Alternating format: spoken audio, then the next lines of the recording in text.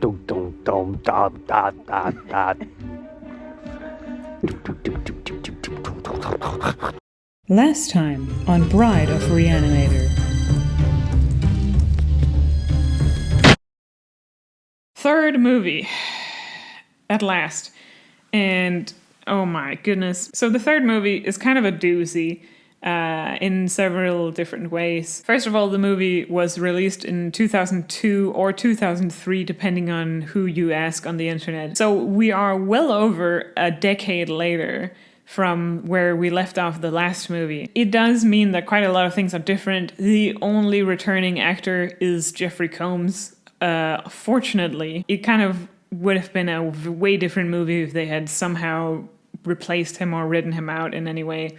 I think it actually would have been unwatchable if he wasn't in it. However, I'm getting a little ahead of myself because I controversially think that the third movie is okay. It could be worse.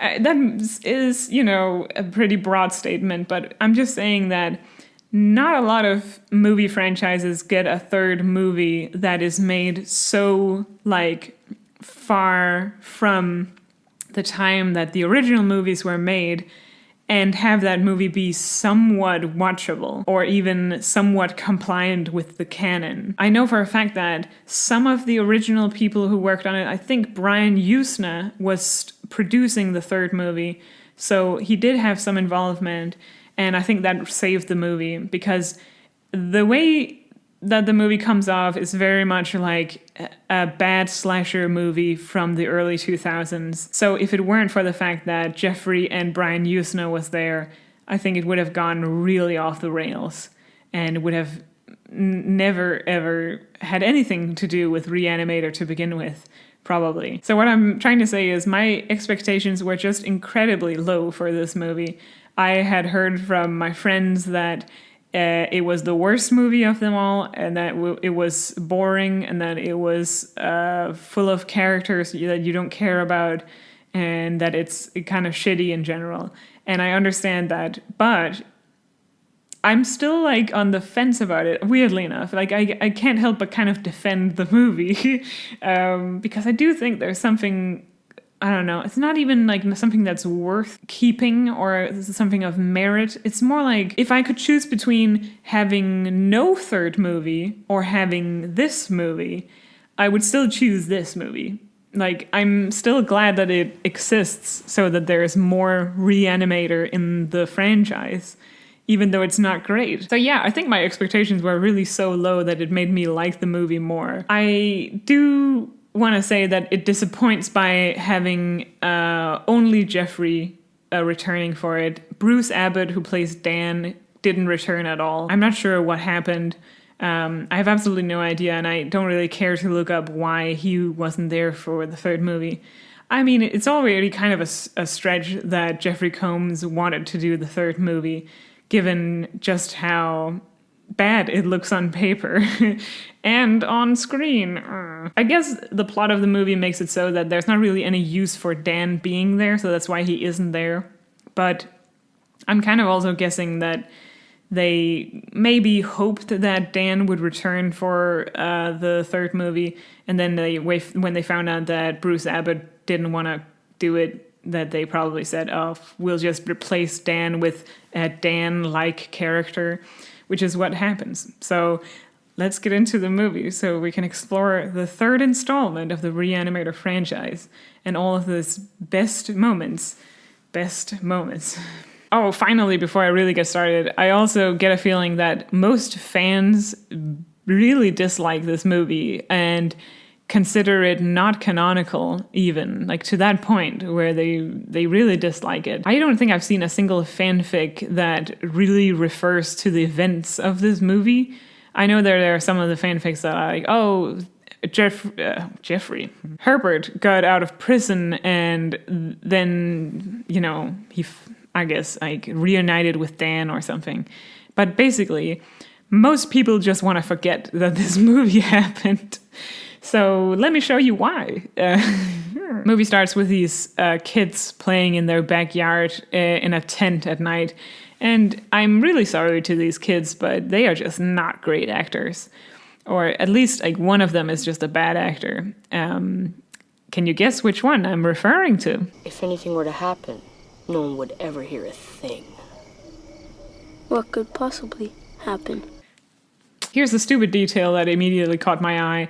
The generic milk carton, for some reason, has like a bootleg laughing cow logo on it. How is that allowed? The main character is seen here as a kid. His name is Howard. He's like joshing around with his sister, and he puts his head between her legs. And I don't even like saying that. And as we're going to see later in this movie, Howard has kind of a strange relationship to his sister. What actually happens to his sister is that a reanimated corpse breaks into their home and kills her brutally. Next scene, we see Howard standing outside his house looking traumatized. And once again, I have to ask myself, where have I seen this before?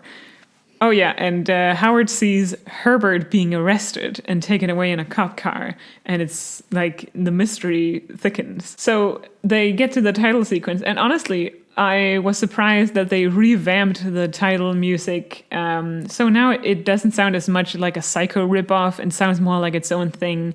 It also means that it sounds more generic, but I do want to give them credit for actually coming up with something original. That's the last time you'll see something original happening in this movie. I also want to emphasize that I love the old theme. I really don't want to get anyone twisted on that. It's a banger, absolutely. You could put it on at a party and it would get me on the dance floor, I'm telling you. I think the best part of the theme music is just that it's a very dated piece of title music. It's very 80s. And I like that they modernized it with some more like modernized sounds, modernized instruments for the time, for the early 2000s.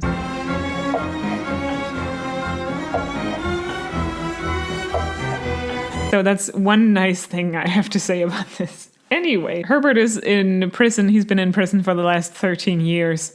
And he catches a rat that he does experiments on, because of course he does. And he electrocutes it, and the rat puppet looks so fake. So I guess it's just like the old movies. I am feeling some type of way about Herbert's new glasses they've given him.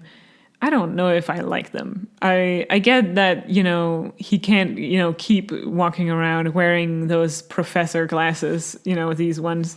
Forever. Not that he's an older man now. So I guess they were like, oh, we have to, give him slightly more modern glasses. But they just don't look that great. Sorry. So this opening scene with Herbert, he is talking to a guard at the prison. And he says a sentence where he uses the word dubious. And for the rest of the movie, this guy, security guard Moncho, he keeps repeating the word dubious. Is that a rat? Your powers of observation are dubious at best. Dubious? Dubious. New work assignment. Dubious. Dubious. And it's just his catchphrase, I guess. Oh, God. What are you doing, ratty pendejo? Oh God, not the foot stuff again. Kind of a funky prison where the inmates are allowed to style their own wardrobe. I'm guessing that all the extras were just told to wear whatever blue shirt they own because the costume department didn't have the budget for it. At this prison, we see Howard has become a doctor, and he returns to work at the prison. And it's revealed to us that his full name is Howard Phillips. Howard Phillips, get it? Get it? It's like just like the author, Health Points Lovecraft. God, why are all the old men in these movies just so fucking creepy?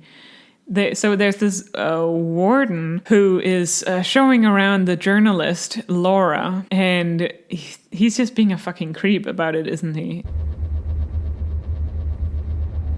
Fascinating. You're just saying that. There's an inmate that gets like a heart attack, and Howard as his like first duty on the job, he has to save the patient with CPR. And this is how you know that he's a Dan stand-in, because he is so bad at CPR that he kills the patient. So Herbert has been handpicked by Howard to work alongside him in the hospital. And what happens is that Herbert like recognizes him from, you know, when his sister died. That was 13 years ago, and they start like making new reagent serums because Howard wants to know like the cure to death and whatever. So exactly what happens after Howard has accidentally killed one of these inmates with his terrible CPR is that they reanimate the corpse, and of course it goes terribly wrong because that's what happens in every single one of these movies. And no one ever learns anything. And this reanimated corpse goes to grab the warden's balls, like really hard, and the warden barely has any reaction to it. Oh, and in this conversation Herbert is having with Howard, it is heavily implied that Dan testified against Herbert in his trial that landed him in prison for decades. My last partner turned state's evidence against me. I'm expecting better things of you. Yikes. Ouch, Dan. Again, something that would have been nice to maybe explore a little bit more, but we don't get to do that. So Howard takes this reporter chick home with him, Laura, and they go home to his place and have dinner. And at first I was asking myself during my viewing experience, does Howard want to vicariously fuck his dead sister through this reporter chick? And he sure does. I hated saying that. That expression reminds me of Emily. Your sister. Because, as you can tell, these scenes, Howard, like, tells her that she reminds him of his dead sister, and then they immediately have sex. Howard and Herbert are having an argument about something I can't even remember. It's completely inconsequential. And for some reason, Herbert completely stops in his tracks to say, "You have lipstick on your collar, doctor." You must tell no one. I think I'm just gonna walk. You have lipstick on your collar, doctor. Where, Herbert? It's literally so out of nowhere. Like, what did you hope to accomplish? Again, what does Herbert steal with, like, doing these kinds of things? Where he thinks, like, he's really gotcha. It's none of your business. Yeah, I think it is my business. It's none of my business that you're sleeping with Dean Halsey's daughter. And it's like, no, you didn't, you little dingus. You can't say that this movie isn't funny because of this scene where an inmate is, like, trying to score some drugs. And he says this. He says, little red pills, little red tits. Made me feel better right away. Little red pills. Come on, little red tits. Anyway, I like the scene where two guys come up to Herbert and intimidate him, and they say, "You're a dead man," and they like do a little like smack thing, and then Herbert like answers by doing like a slap thingy with his latex glove, and it just goes like smack, smack, smack. You're a dead man. A dead man. I thought that was funny. And hey, if you thought Hill was a fucking creep in the last movies, then get a load of the warden in this prison. Why did you come back? To finish a profile on you. Oh, Really? You're a fascinating man. you're just saying that. Tonight, then. Herbert and Howard are like doing an experiment on the rat from earlier, and Herbert, he says, with pleading eyes, "Hold him." Hold him. Hold him.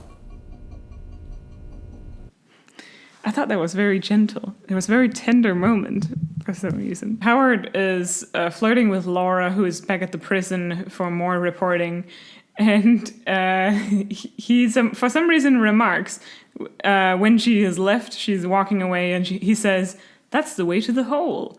And then Herbert says, "It certainly is." Yeah. That's the way to the hole. It certainly is. The innuendo. Wow, and I haven't seen this many demonic rats since Phantasmagoria 2. What a topical reference. What are you chewing on, Blob? Want some?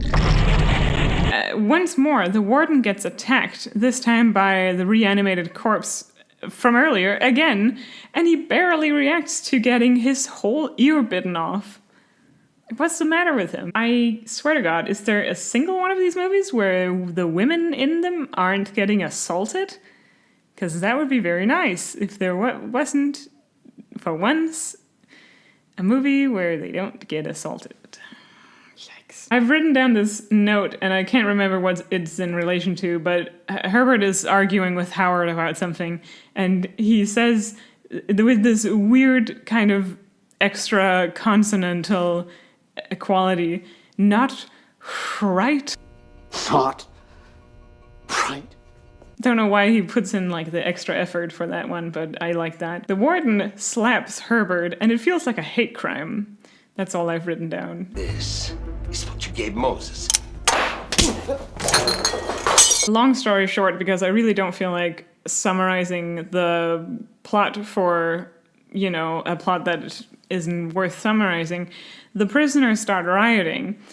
Also, Laura, the reporter, was killed by the warden in like a choking, so that wasn't great. And she is reanimated. So the prisoners start rioting because the warden he's also been killed and reanimated. A lot happened and there's no time to explain it. But what is important to explain is that in like the time between everything starting to go to shit and now, Herbert has managed to change into his old outfit, so he found time to do that somehow. He is a stickler for detail, I must say. That inmate we saw earlier, who was like looking for drugs, he finds some during the riot, and he's like watching a situation go down while he's eating pills like it's popcorn, and I thought that was so funny. Then there's this horrible moment taken out of context where the warden has found a severed arm that he is seductively nibbling on in front of Laura.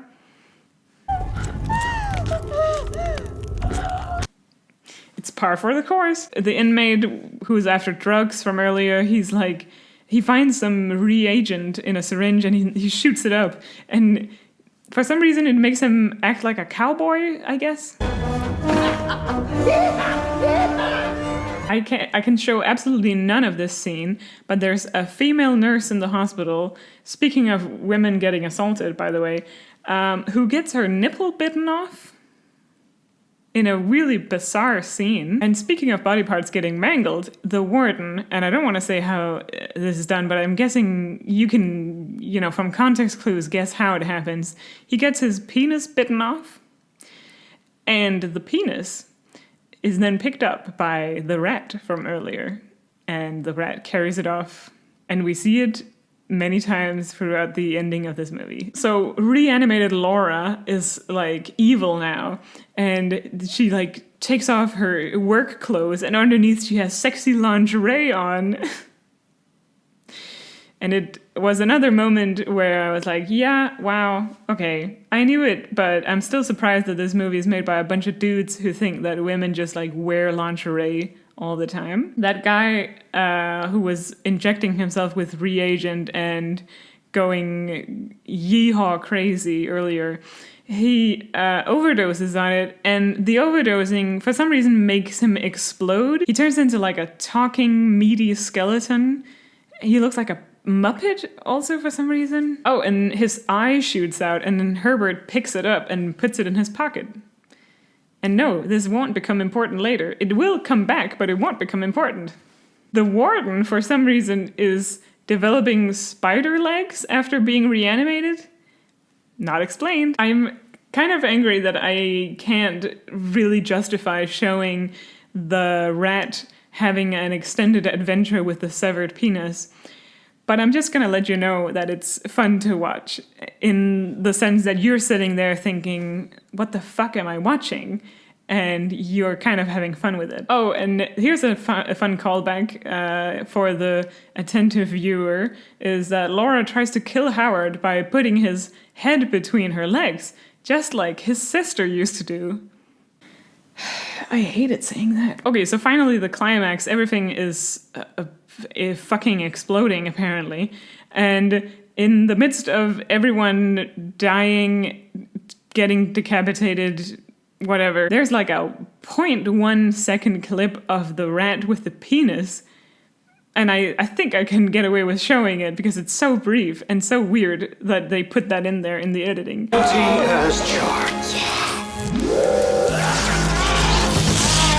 Why did they do that? Why did they? Howard ends up like with Laura's decapitated head, and he calls her by his dead sister's name. It's going to be all right, Emily. Bruh. One of the better parts of this movie is that they actually, for once, end a movie with Herbert not being implied to have died. He escapes prison, amazingly, by stealing Howard's identity, and it's finally like an ending where Herbert kind of wins, I guess. And we, of course, end on Moncho the guard saying dubious one last time because that was such a beloved catchphrase. Dubious. Dubious. Oh, and then Herbert has like one last moment of being a true badass where he like puts his glasses back on, and then he takes the eye out of his pocket and then throws it in the grass and then walks away. And that's the movie. And finally, the movie ends with the end credits scene having the rat versus penis that I can show you this time because it's kind of censored, kind of, sort of. Anyway, this movie sucks. I mean, sure, like it sucks, but I'm still telling you, like it could have been worse. Like, I think really like Jeffrey being there saved it for me. I'm glad that the Herbert was a bigger part of the movie. It still, however, does feel like he's not quite as present as in the other movies. Like he has to share more of his screen time with Howard and with Laura and other characters. So that kind of sucks that, you know, it doesn't feel as much like a Re-Animator movie as it could have. But I don't know, I'm still like willing to give them props for trying. Like, here's a gold star, you did try. I mean, you failed, but you tried. That's all I have to say about that movie. I don't feel like talking about it anymore. I want to get to my final thoughts and like bonus content, anything else that I want to talk about the Re-Animator franchise. Now that I've watched all the movies and tried to find other content related to the franchise, I do really wish that sometime in the future there's going to be a reboot of some kind. You could say that right now the market is super hot for this kind of thing. People love to see like 80s style aesthetics in TV shows. Like ever since Stranger Things came out, people have been kind of hooked on that. So I think it's like the perfect time to bring it up. And this time it could have actually been like unabashedly queer. It could be like actually, you know, fixing some of the problems that were in the story to begin with. So yeah, I think really a reboot could have been on the horizon. I would very much like to see Guillermo del Toro or Brian Fuller or both handle it. That would be fun. They could make like a series out of it. I think that it could really be the time for showing the world a new version of Re-Animator. Also, what's interesting about Re-Animator is that it made me want to rewatch Pacific Rim, so I did. And the reason why is that I also had like an epiphany before I saw the Re-Animator movie, because Jonah was like showing me pictures in the group chat of Herbert, and I was like, where have I seen that guy before? I've definitely seen that design before. And I realized it's because in Pacific Rim, Newton Geisler is basically like the chattified Herbert West. And when I say chattified, I mean like in the weakest sense possible, because he is, after all, still a huge nerd. But he has like a tattoo and a leather jacket. Also, in general, as a fun aside, it was fun for me to notice how it's very obvious that Guillermo del Toro has watched the Re-Animator movies. It makes a lot of sense. He's a huge horror nerd. So I could really see those influences on the characters of Newton and Herman in Pacific Rim. And I thought it was kind of funny that they were both kind of Herbert and Dan at the same time, both of them. It brought me back to a different fandom and a different time. So that was very pleasant. Exploring the Re-Animator fandom so far has been really great. I've not really touched on like Tumblr or anything yet. I think I'm going to. So far, I've just been looking at like the fan fictions. And the funny thing was that after I watched the first movie, I went ahead and looked up like some fan fictions. And because I didn't know what happened in the second and third movie, I thought that a lot of the things that were mentioned in the fan fictions were canonical. So not like, outlandish stuff. But for example, stuff like there were some of the fan fictions that like tried to explain how Herbert survived the first movie, for example. And I thought, oh, that makes a lot of sense. Of course, they would do that in the movie. And then I watched the movie and I realized that it was just a headcanon. Also, I'm guessing like for a reboot, it would be nice to employ some of these fanfic writers, because there's a lot of great fanfiction out there of the Re-Animator franchise. It's really a lot of incredibly well-written stuff, especially for such a small fandom.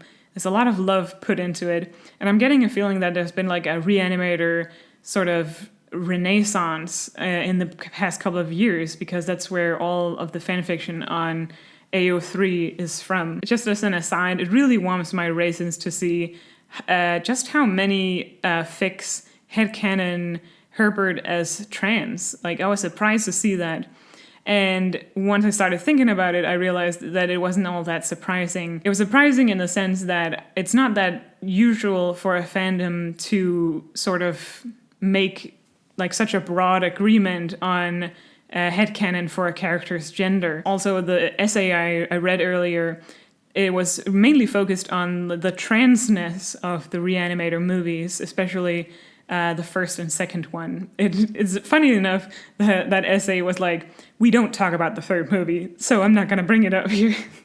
And that's my indication for how much people hate the third movie. It's also not a completely unfounded trans headcanon, because apparently there's an Italian sort of remake of, or like a take on the Herbert West Re-Animator story by Lovecraft that was filmed and released in like 2017. It supposedly like tells a little more of a Lovecraftian version of the story. So it's a little more about like the magic and mysticism that really wasn't that present in the original story, actually. So it's, I don't know, really. Honestly, I'm having a hard time describing it because I haven't seen it. I watched a review by Diamanda Hagen on it, and that's it. Because after I watched that review, I could tell that I did not have to see it. So I did not want to. The thing about that movie, my point was that apparently I heard about it because people were saying, oh, this is the movie where there's canonical trans themes. There's like some talk about like Herbert actually being trans in this movie. And I was like, whoa, that would be really cool. I want to see that. Then I watched the review, and yeah, there was like some mention of it. But as far as I can tell, it was more like a magic transness. Like, not actually a trans person like in the real world, but like something, body swap kind of trans magic. So that was disappointing. I'm guessing that maybe if I actually had watched the movie, maybe I would understand a little better what the hell they were going for. But I really don't want to. I'm just gonna chalk it up to bad movie. It looked like a really bad movie. I'm sorry to, any defenders of that. Not that I think there are any. From what I could also tell from the review, it did not really have anything particular to do with the Re-Animator story, and it kind of just went its own way and introduced a bunch of new elements that weren't a part of the original story at all. So, Also, I mean, I haven't finished the original Re-Animator story, but there is an audiobook on YouTube read by Jeffrey Combs. So, I love it. And I did listen to part of it. It's only like an hour or something long, and I still didn't listen to the whole thing. And from what I can tell, even the movies here, like from the 80s and 90s, they are not that faithful to the original story. They take some of the elements, of course, they modernize it so that it's happening, in the 1980s and stuff. but still, it's not really such a faithful adaptation, and it's probably for the better, because I also see a lot of people saying that the Re-Animator story is Lovecraft's weakest story. So I don't know what that's about. I don't know what makes a good Lovecraft story. So, you know, someone better tell me more about that. Completely random aside, speaking of Re-Animator trans headcanons, guess whose character is also often headcanoned as trans? Yes, Newton Geisler from Pacific Rim.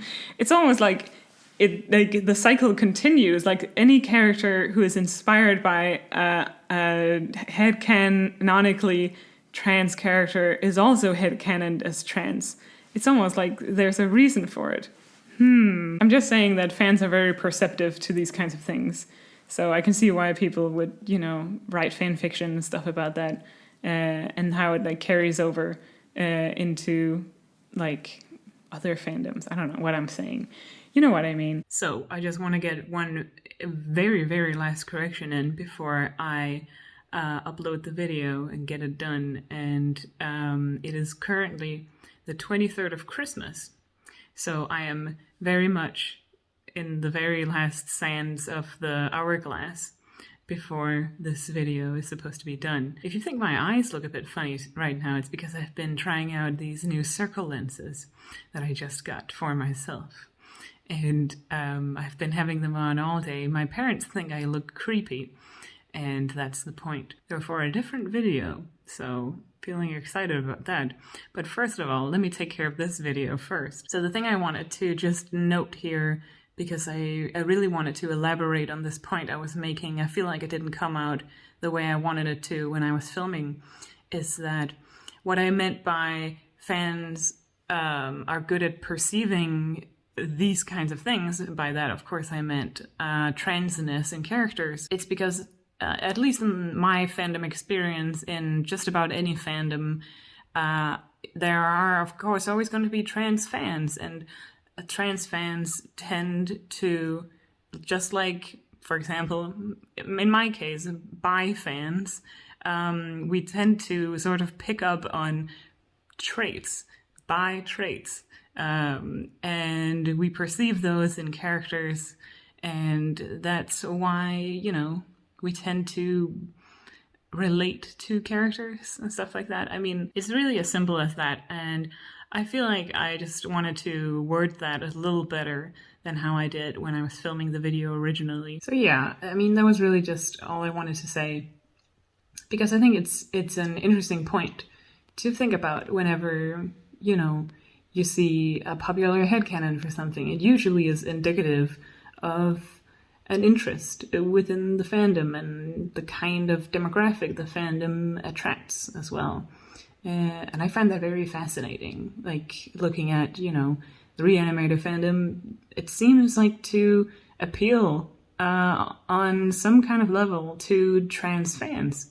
So I think that's fascinating, Captain. Anyway, Merry Christmas. Let's get back to the video. My last thoughts are some of the best content I've found online when searching for other things to look at in regards to Re-Animator is on YouTube. There is a commentary track for the unrated version of the movie. I think it was recorded in like 2000, so quite a long time after the movie was released. And it's all the main actors, and I think it's also the director and one of the producers. I think maybe Brian Usna is there. I can't remember. Maybe it's Stuart Gordon also sitting in. It doesn't matter. What matters is that they are having so much fun. They are just sitting and goofing around.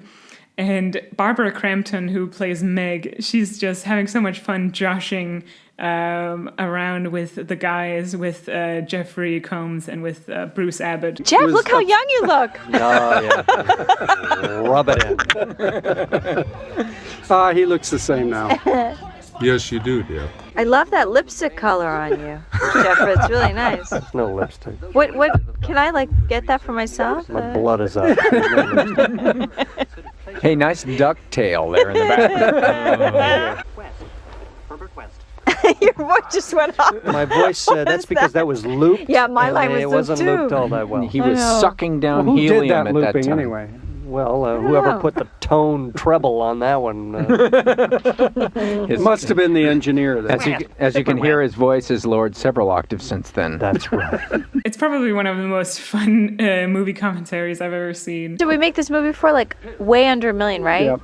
Well, I got $16 for this. Hey, I only got $15.50. Jesus, I paid Brian to do this. All right. I especially like that Jeffrey, every time the theme music fires up in the movie, he sings along to it. Dum, dum, dum, dum, da, da, da. Hey, Brian.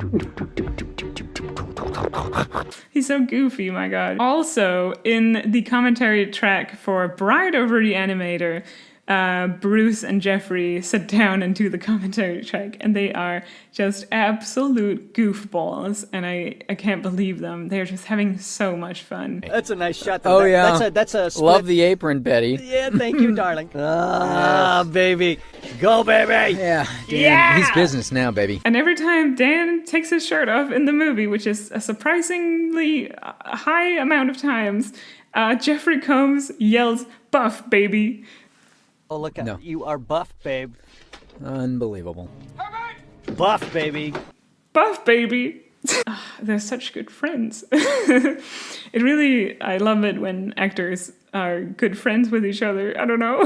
There's also a video on YouTube where someone has taken the French dub of the first movie and just taken like the best moments from that. Monsieur West, Erber West. It's of course like the French voice actors, they put their own spin on it.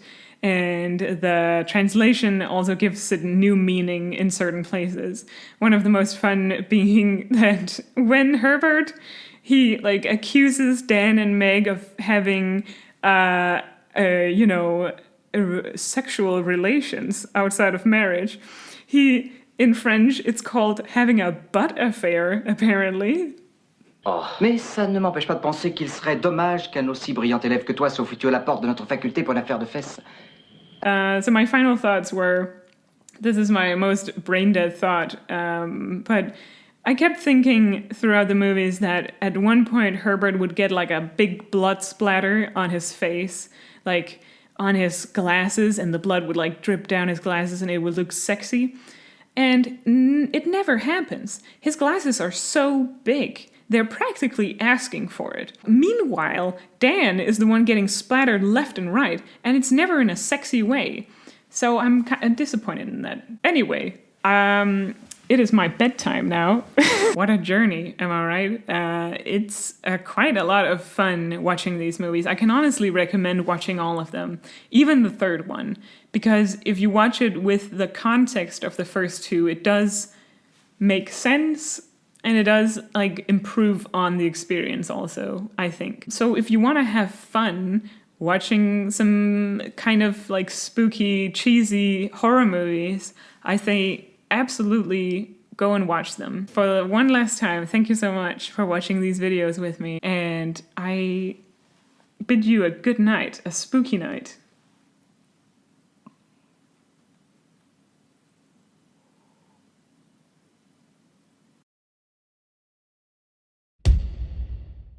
Jeffrey Combs, Jeffrey Combs, Jeffrey Combs. Oh, Jeffrey Combs, Jeffrey Combs, Jeffrey Combs. You did it! Jeffrey Combs, Jeffrey Combs, Jeffrey Combs. Congratulations! Jeffrey Combs, Jeffrey Combs.